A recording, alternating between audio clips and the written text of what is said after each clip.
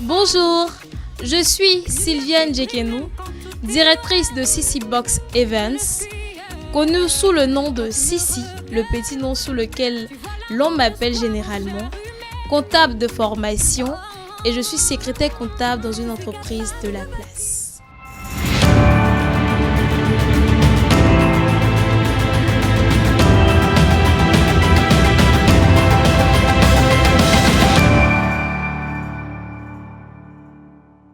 J'ai commencé cette activité en 2022 à l'occasion de la Saint-Valentin.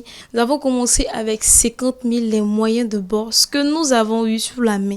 Et je me suis rendue à Djamé dans le cadre de fait des achats. Tout ce qui tirait sur l'amour, tout ce qui faisait allusion à l'amour.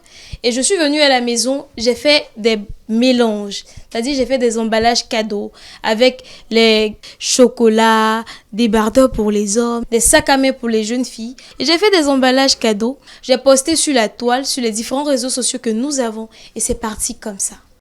J'ai choisi le secteur de l'événementiel et surtout celui qui joue avec l'émotion car j'aime donner de la joie autour de moi. Je vais prendre un exemple. Vous avez aujourd'hui l'anniversaire d'une sœur à qui vous voulez faire plaisir, mais vous n'avez aucune idée de quoi lui offrir. Ou, je dirais, vous n'avez pas le temps d'aller au marché faire des courses. Alors nous vous faisons des propositions. Et en plus de cela, les box sont même confectionnées et personnalisées sur mesure selon les goûts et vos attentes. Cette activité nourrit son homme si tu as une bonne gestion des finances et tu sais épargner. Pour gérer travail et passion, je dirais que c'est vraiment difficile et il faut beaucoup de sacrifices. Moi, je vais au travail tous les jours. Comme tout le monde, je suis salariée. Je monte à 7h30 et je descends le soir. Je fais des veilles parfois. C'est parfois difficile, mais le sacrifice est important car je sais là où je veux arriver demain. Je dirais que tout est une question d'organisation et d'une bonne gestion de temps. Mon projet est de révolutionner le monde événementiel en Côte d'Ivoire en suscitant plus d'émotions et en réveillant les souvenirs et les émotions qui sont enfouies en tout temps chacun de nous. Je suis active à l'église. Je suis la formatrice spirituelle de la jeunesse de la Nouvelle-Jérusalem de Port-Bouët 2. Quotidiennement, tout ce que je fais, c'est la grâce de Dieu. Parce que depuis le début de cette activité, je dirais que tout a été grâce. Toutes les portes se sont ouvertes seules. Que ce soit pour faire des interviews, que ce soit pour faire des affiches, que ce soit... Je dirais dans tout ce que j'ai fait, c'était la grâce de Dieu. Et mon plus grand témoignage me vient de cette année, lors d'un concours de grand renom. Et dans l'organisation de ce concours, on avait pour objet de fournir des vidéos de nous qui parlaient de notre entreprise. Je devais faire recours à un studio photo. Et le studio photo a fermé, je dirais, 1 mois avant le concours. Mais Dieu, dans sa grâce, quelqu'un m'a écrit personnellement pour me dire je veux faire un enregistrement vidéo avec toi, tout simplement. Je dis mais ça tombe bien. J'ai pas demandé, j'ai pas appelé, c'est par pure grâce que cette personne m'a contacté. Et c'est comme ça, je me suis rendue dans ce studio, j'ai fait l'enregistrement et je suis sortie même lauréate de ce concours. Et ça, c'est la grâce de Dieu.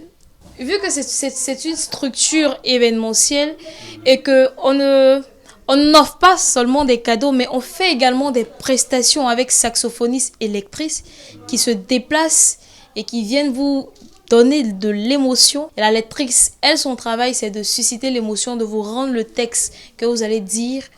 À part cela, je suis passionnée d'art oratoire, d'où j'ai le titre où je suis la lauréate du concours Les pépites de l'éloquence oratoire. Également, je suis maîtresse de cérémonie, donc tout ce qui tire sur la voix, m'intéresse. Les parents sont, je dirais, ils sont fiers. Ils sont fiers de me voir me battre. Ils sont fiers parce qu'ils savent que demain, ça payera sûrement. Mais juste ce qu'ils disent beaucoup, c'est que je ne me repose pas assez.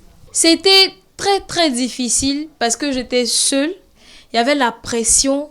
Fallait répondre aux messages, fallait confectionner les box, fallait satisfaire le client. Et là, c'était vraiment difficile parce que dès les débuts, comme j'ai dit, il y avait déjà la grâce de Dieu.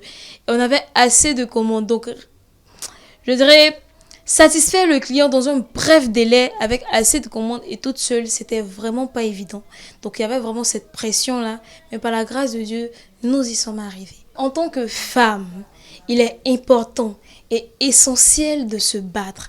Il est important de s'affirmer et de montrer que nous avons une place dans cette société et dans l'autonomisation de ce pays. L'entrepreneuriat, bien vrai que ce soit un monde vaste et qu'il fait peur, mais tout concourt au bien de celui qui aime Dieu.